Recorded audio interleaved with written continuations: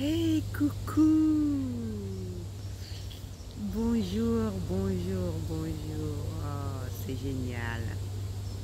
Ça me fait plaisir de me retrouver là, dans la nature, par ce beau temps. Ah, il n'y a plus de nuages, c'est beau, il fait chaud. Enfin, c'est doux, comme il a plu hier. Donc là, le temps est plus doux que les autres fois. Alors, donc, je voulais continuer avec notre conversation d'hier, parce que hier, on était pris de cours, hein. Comme c'était en fin de journée, bah, forcément, j'ai été un peu prise de cours. Donc, je parlais de l'écoute de nos vibrations. Oui. Et aujourd'hui, je vais plus m'axer sur ce qu'on appelle les prédateurs humains, parce que c'est ça, hein.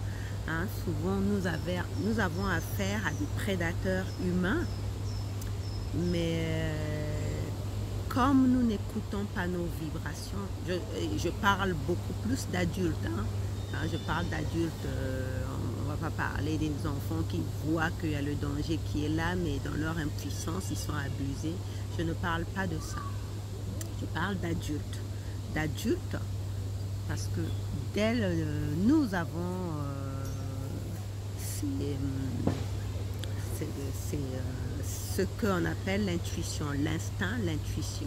Hein, je me rappelle à une époque, je regardais souvent Le Mentaliste, j'adorais cette série, Le Mentaliste, avec cet acteur australien, là, j'ai oublié son vrai nom.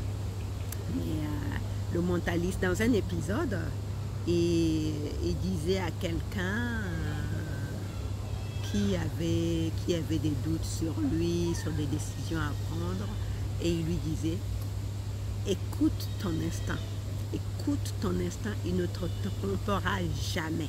Écoute ton instinct.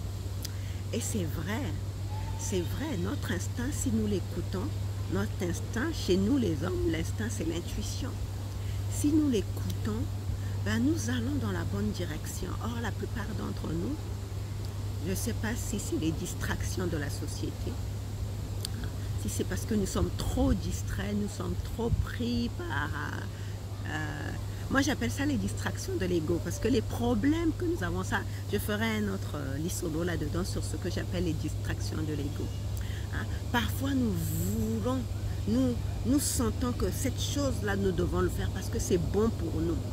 Hein, par exemple, monter le projet de danse, l'école de danse par exemple, qui te tient à cœur depuis longtemps. Tu as toujours aimé danser, et tu veux monter cette école de danse. Mais au moment où tu te décides à te mettre en route pour monter cette école de danse, il y a plein de problèmes qui arrivent sur ton chemin. Hein, tu as peut-être, oui, je vais prendre un exemple concret, ça c'est mon frère qui me l'a raconté.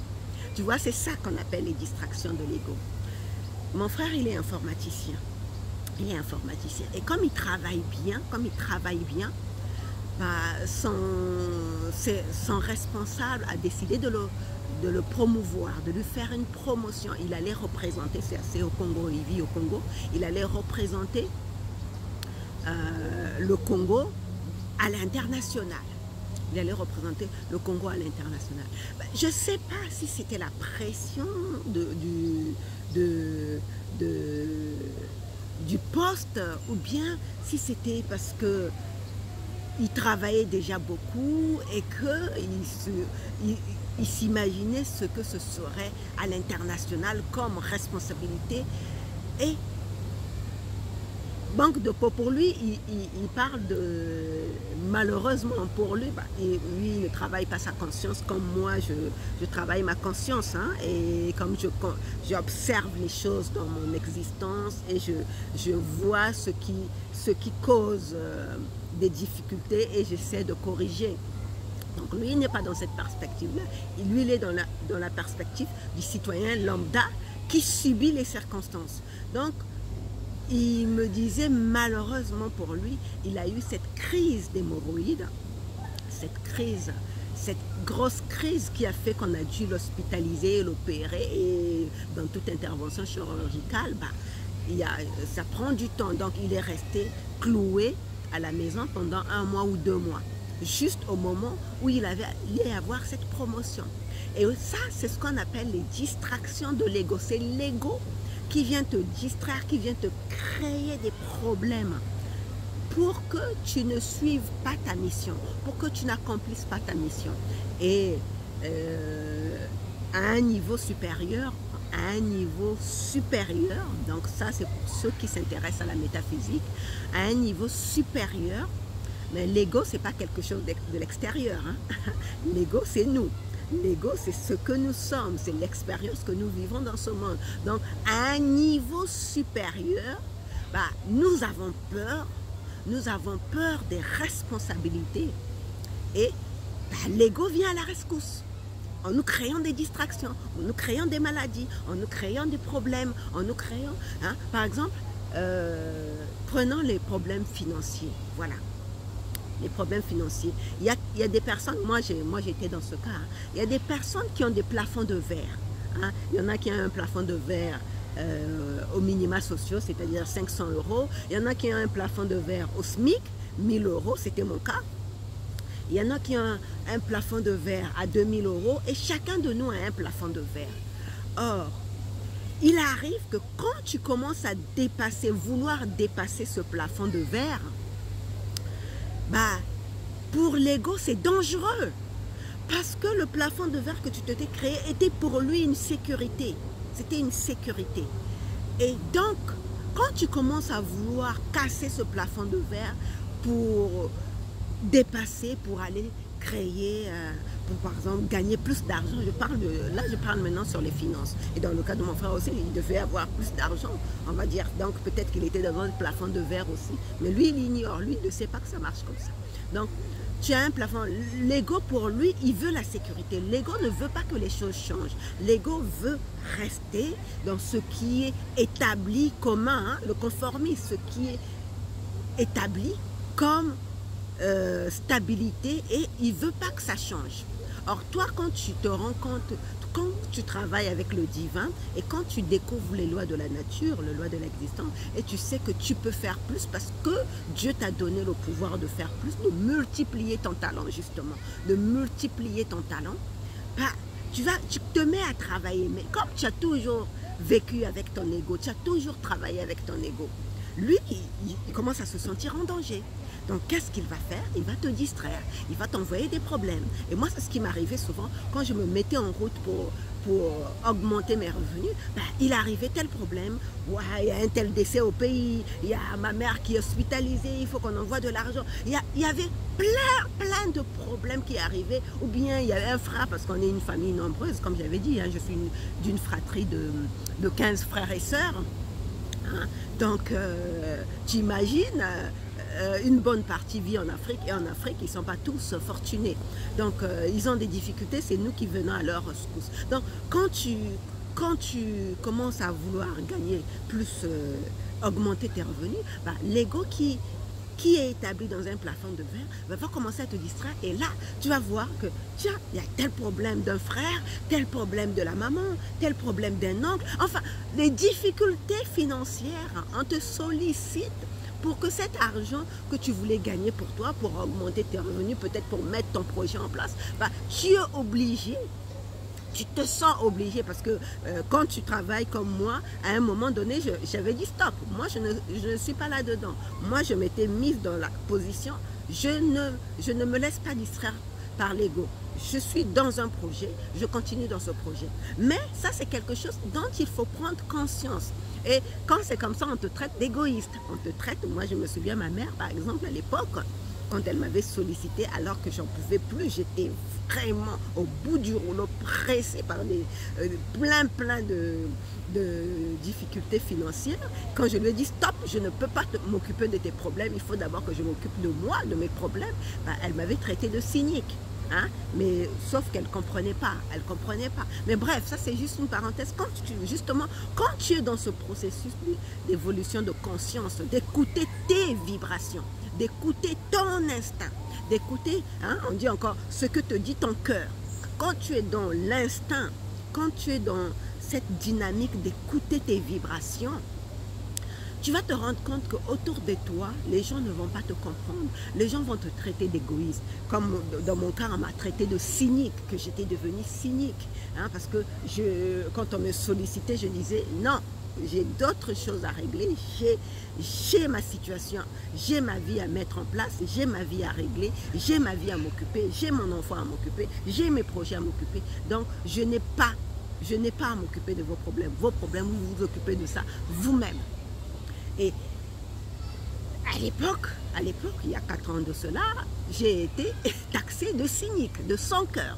Mais comme quoi, comme on dit souvent, l'être humain, tu vas lui faire du bien pendant 99%, mais 1% où tu oublieras de lui faire du bien, il ne va retenir que ce 1%. Mais ça aussi, c'est quelque chose dont il faut avoir conscience, dont on veut avoir conscience. Parce que quand tu as conscience, quand tu es en accord avec toi-même, et moi à l'époque, en ce qui concerne, ça c'était le cas précis de ma mère, à l'époque, en ce qui concerne ma mère, j'étais en accord avec moi-même. Je savais que, comme je le dis toujours, que c'était une situation temporaire, que je devais tenir bon. Je devais suivre mon chemin à moi et non le chemin qu'on voulait que je suive, d'être une bonne fille. Hein? Parce que le good girl, the good girl, c'est ça. Tu es toujours au secours, tu te sacrifies pour les autres. Hein? Tu vas au secours des autres. C'est ça, the good girl. Mais non, ça ne fonctionne pas comme ça. Le sacrifice dont on parle, le sacrifice qu'on te demande de faire, en métaphysique, dans les enseignements spirituels, où les gens éveillent leur conscience. Le sacrifice qu'on te demande de faire, c'est le sacrifice de tes pensées morbides, de tes comportements destructeurs. C'est ça le sacrifice qu'on te demande de faire. On ne te demande pas de te sacrifier pour Pierre-Paul Jacques. On te demande de sacrifier tout ce qui en toi a contribué à te créer des difficultés dans ta vie. Donc tes pensées destructrices, tes comportements destructeurs. Et moi, je m'étais rendu compte que parmi mes comportements destructeurs, c'était de toujours me sacrifier pour les autres. Je faisais des économies, j'avais de l'épargne. Paf, il y a mon frère qui m'appelait. Yaya, il faut que tu m'aides, j'ai un tel projet, il faut que tu m'aides. Paf, je prenais mes économies, j'envoyais. Et après, pouf, on n'avait plus, on n'entendait plus parler. Après, je me constituais encore une épargne. Paf, un autre frère. Après, c'était maman. Après, c'était... À un moment donné, je me suis dit, mais je ne vis pas pour moi. Je ne vis que pour les autres. Et moi, dans tout ça. Alors là, je me suis dit, stop. Je me suis dit, stop, je m'occupe de moi. Mais quand tu prends cette attitude-là, où tu écoutes tes vibrations à toi, dis-toi que personne ne va te comprendre. Personne ne va accepter ce changement d'attitude. Parce qu'on t'a toujours vu dans un certain mode de fonctionnement. Je crois que je vais bouger un peu la caméra parce que là, je vois que je suis du mauvais côté et le soleil est en train de se déplacer. Alors, je vais me mettre peut-être là. Ah oui. Peut-être là. Oui, là c'est mieux. Là c'est mieux. Oui. Donc, quand tu vas être dans cette situation-là où tu es dans le processus, hein, le processus d'éveil, c'est ça, hein, c'est un processus d'éveil de ta conscience, parce que la plupart d'entre nous, comme j'avais vu un film avec Keanu Reeves qui incarnait le Bouddha, hein, on disait que quand Keanu Reeves, le Bouddha a quitté, parce que le Bouddha, hein, à la base, le Bouddha, lui, c'est un prince, il était un prince. Il vivait dans l'opulence, dans la richesse et il n'a jamais eu affaire à la misère du monde.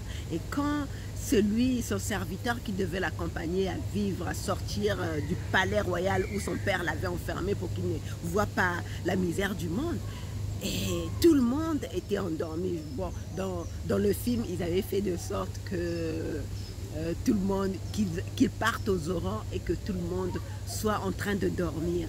Et c'était une allégorie pour dire que la plupart, et son serviteur de lui dire, oui, oui, la plupart des hommes dorment. Ils ne prennent pas conscience de ce qui se passe à l'extérieur. Ils dorment de ce qui se passe dans le monde, pas à l'extérieur, de ce qui se passe dans le monde. Ils dorment. Et oui, nous, la plupart d'entre nous, nous sommes endormis. Pourquoi on dit en ce moment, dans tous les milieux spirituels, on dit réveillez-vous, réveillez-vous. Et voyez ce qui se passe autour de vous. Réveillez-vous. Donc, tu es dans ce processus d'éveil. Quand tu es dans ce processus d'éveil spirituel, tu vas déranger. Tu vas déranger même ton partenaire. Même ton partenaire, moi, mon ex-partenaire, je le dérangeais parce qu'il ne comprenait pas.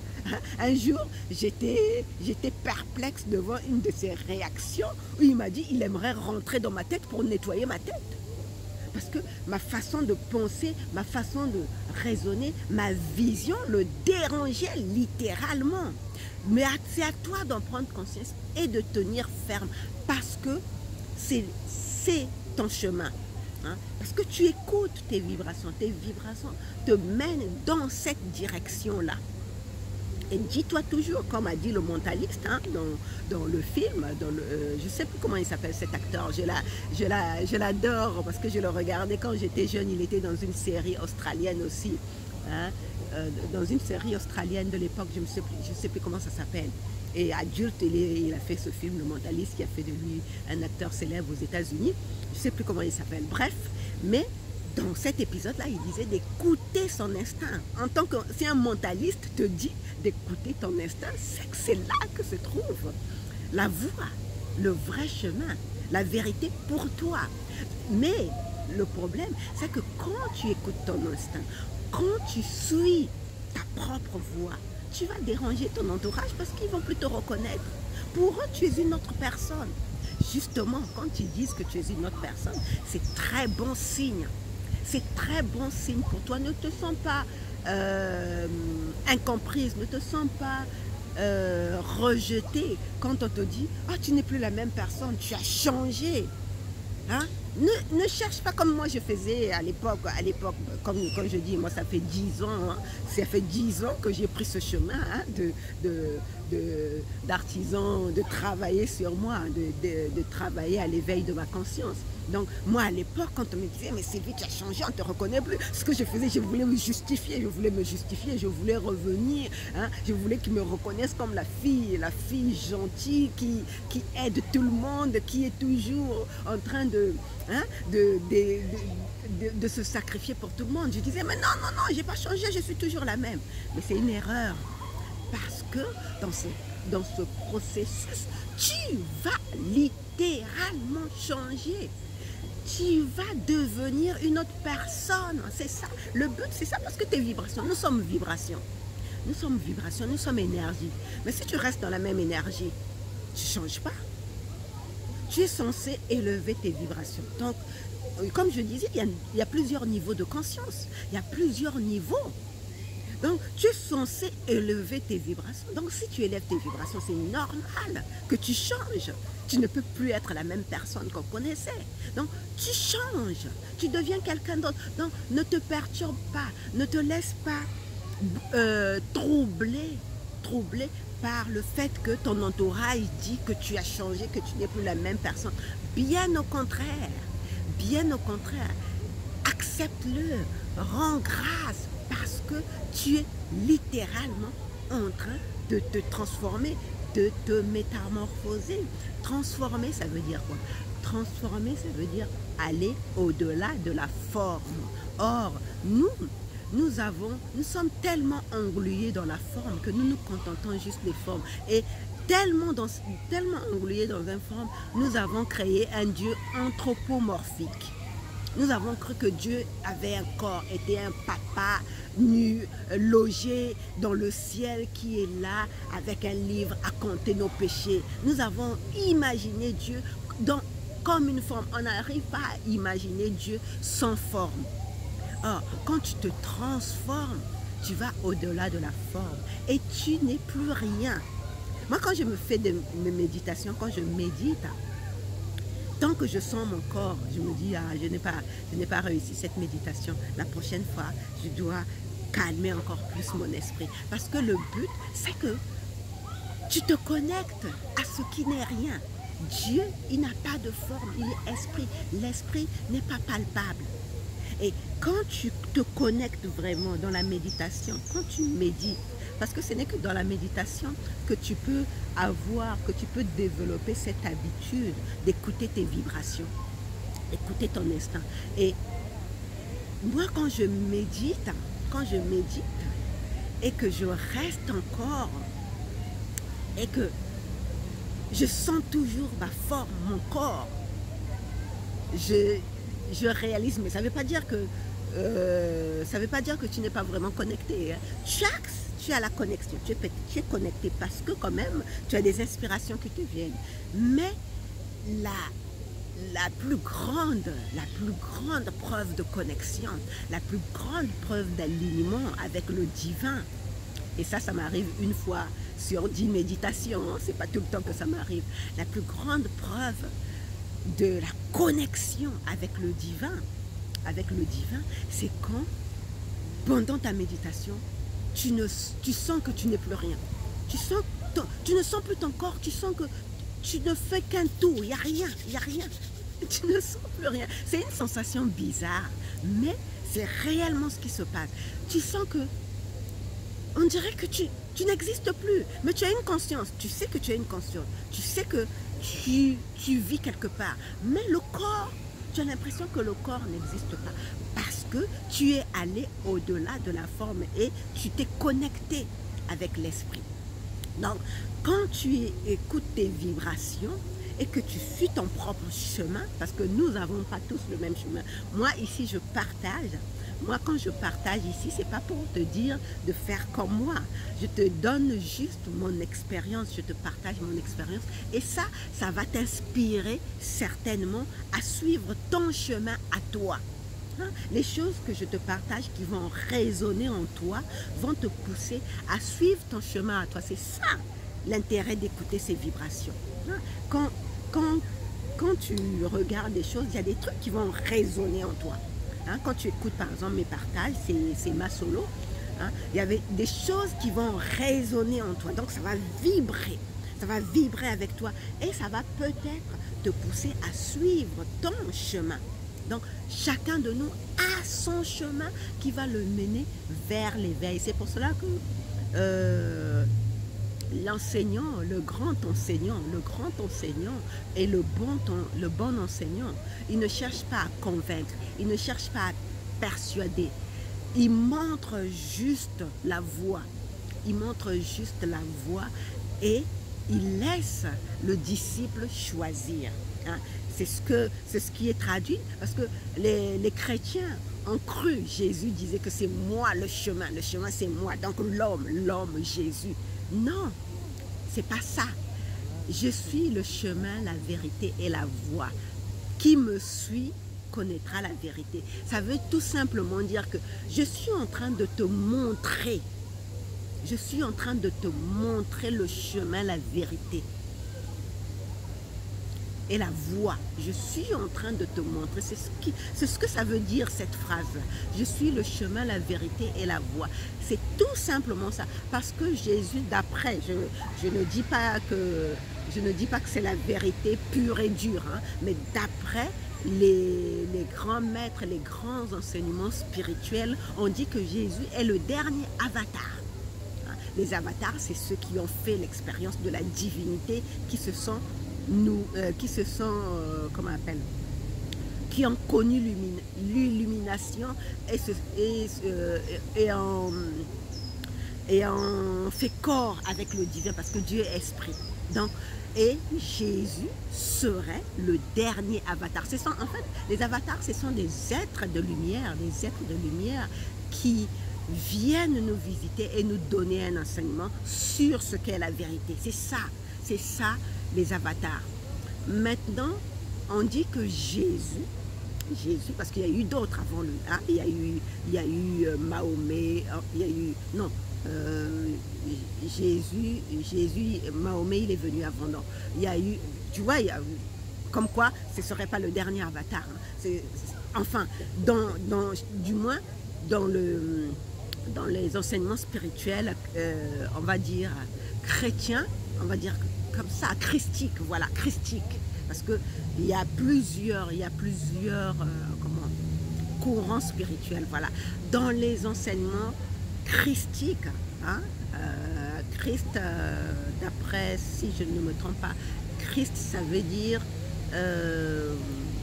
non, je ne vais pas dire de bêtises, il faut que j'aille me renseigner, mais je crois que ça a à voir avec la lumière. On dirait que Jésus est le dernier des avatars qui devait montrer le chemin à l'humanité. Hein. C'est pour cela qu'on parle de l'ère chrétienne. C'est le dernier des avatars qui devait montrer le chemin à l'humanité. Bon, peut-être pour les Africains, ils vont dire non, c'est faux, on a nos ancêtres. Bref, on ne va pas rentrer dans cette polémique-là. Dans tous les cas, ce que je voulais dire, c'est que quand il dit « je suis le chemin, la vérité et la foi », ça ne veut pas dire que c'est lui l'homme qu'on doit suivre, non. C'est juste qu'il montre le chemin, la vérité et la foi pour que toi aussi tu puisses suivre, tu puisses t'aligner au divin, tu puisses trouver ta vérité, tu puisses trouver ce qui te connecte, ce qui va faire de toi un corps lié à l'esprit, ce qui va te faire de toi redevenir une lumière, parce que nous sommes lumière, nous sommes des poussières d'étoiles. Quand on dit dans la Bible tu es poussière, tu redeviendras poussière, mais c'est des poussières d'étoiles, hein. La science, la physique quantique est en train de le démontrer, c'est des photons de lumière. Nous sommes, notre corps, les vibrations, l'énergie dont on parle, c'est des photons de lumière. Nous sommes lumière et nous allons repartir à la lumière. Et donc, quand tu suis tes vibrations, quand tu écoutes tes vibrations, tu passes cette étape où tu te transformes, tu transformes tes pensées, tu penses, tu vois les choses autrement, tu vis les choses autrement, tu réfléchis autrement. Tu ne fais pas comme tout le monde. Et comme je dis, quand je dis que je ne fais pas les choses comme tout le monde, ce n'est pas de l'arrogance. C'est pas de l'arrogance, ça ne veut pas dire que je suis mieux que Pierre, Paul, Jacques, non. Ça veut tout simplement dire qu'on est unique, chacun de nous est unique. Quand on prend ton empreinte digitale, bah, tu es unique. Ton empreinte digitale est unique, ça ne ressemble pas à une autre personne. Donc, pourquoi veux-tu faire comme tout le monde si tu es unique? Pourquoi veux-tu te comporter comme tout le monde? Tu vois?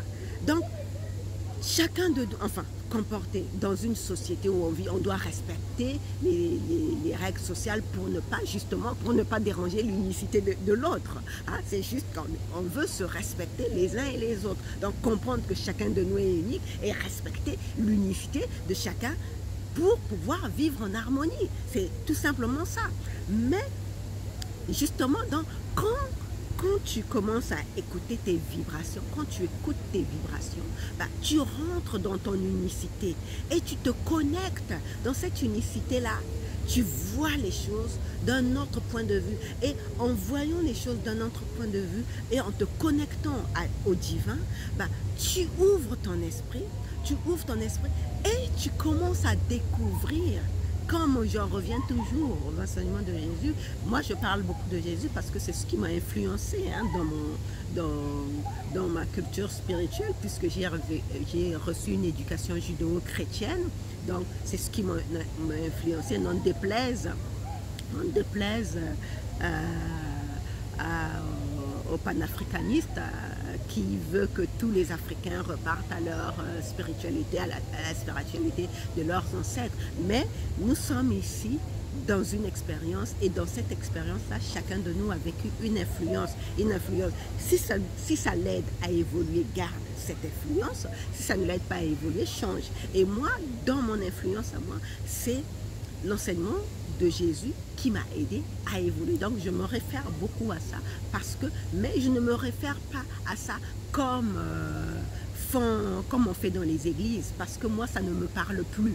À l'époque ça me parlait, mais même pas tant que ça. Aujourd'hui ça ne me parle plus. J'ai une autre vision de ce qu'était le maître Jésus. Hein, parce que c'était un maître. Hein, d'ailleurs, les disciples l'appelaient maître. Il l'appelait pas Dieu, il l'appelait maître. C'était un maître, un enseignant spirituel.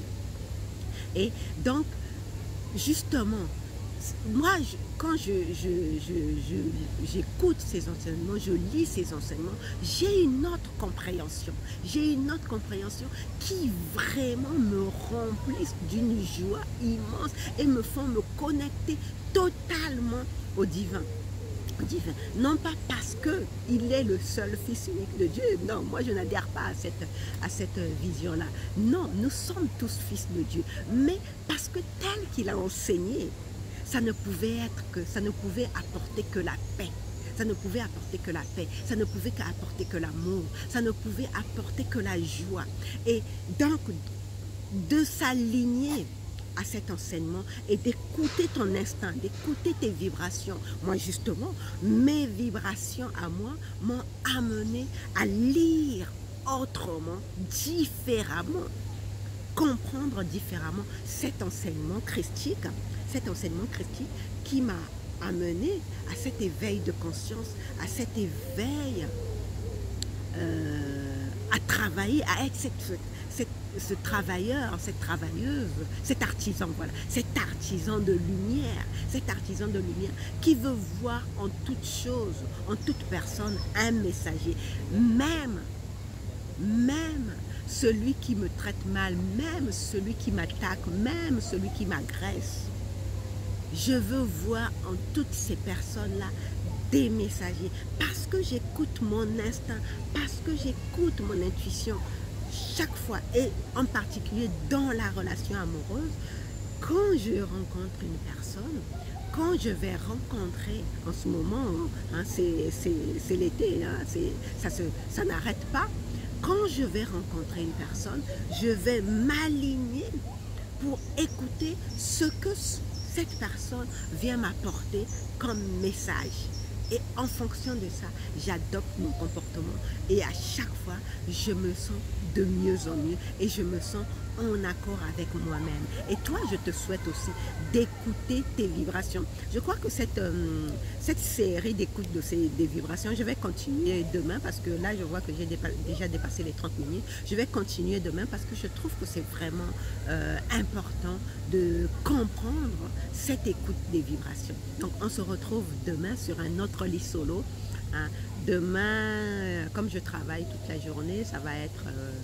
je ne sais pas à quel moment je vais faire la vidéo, mais j'aimerais trouver un moment comme ça où je suis à l'aise, où je suis tranquille, pas comme les 2 derniers jours pour venir te partager ma solo. Mais pour terminer, avant de te quitter, pense bien vraiment à écouter totalement tes vibrations, hein, surtout quand tu rencontres quelqu'un, parce que je sais que c'est la saison des rencontres, c'est l'été, surtout si tu es célibataire, c'est l'été, c'est la saison des rencontres. Pense bien à écouter tes vibrations parce que les prédateurs humains existent. Les prédateurs humains existent. Pense à la gazelle, hein? Pense à cette métaphore de la gazelle que m'a enseigné mon prof, mon mentor, cette métaphore de la gazelle, quand elle voit, quand elle sent la présence du lion quelque part, elle ne raisonne pas, elle se dit que le lion égale danger pour moi, sinon je vais lui servir de repas, donc je m'éloigne. Donc si pendant cette période d'été où on dit que c'est la saison des rencontres, c'est la saison des amours, si tes vibrations, si tu sens des mauvaises vibrations, voilà, c'est plutôt ça. Hein? Oui, peut-être que tu as l'impression que je parle beaucoup de mauvaises vibrations, mais parce qu'on se fait trop piéger dans les relations. Mais t'en fais pas, je vais parler des bonnes vibrations. Mais on commence d'abord par les mauvaises vibrations. Sache que les prédateurs humains existent. Donc si tu sens de mauvaises vibrations, quand tu rencontres une personne, écoute tes vibrations. Écoute tes vibrations. Parce que dis-toi bien que Dieu a le meilleur pour toi. Ce n'est pas parce que ça fait longtemps que tu es seul que tu dois sauter sur le premier venu. Donc, quand tu as des mauvaises vibrations, dis-toi que ce n'est pas la bonne personne. L'autre, le meilleur est à venir et continue ta route. Ne te laisse pas piéger par ton désir vraiment d'être avec quelqu'un. Donc voilà, bisous, bisous, prends soin de toi et on se retrouve demain pour un autre leçon. Bye bye.